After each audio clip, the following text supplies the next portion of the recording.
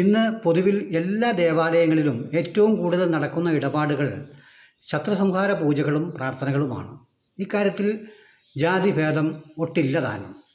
എന്തുകൊണ്ടാണ് ഇവ ഇങ്ങനെ വർദ്ധിക്കുന്നത്? നമ്മൾ ഓരോരുത്തരും ദിനം പ്രതി എന്നോണം നമ്മുടെ ആഗ്രഹങ്ങൾക്ക് വലിപ്പം കൂടുന്നു.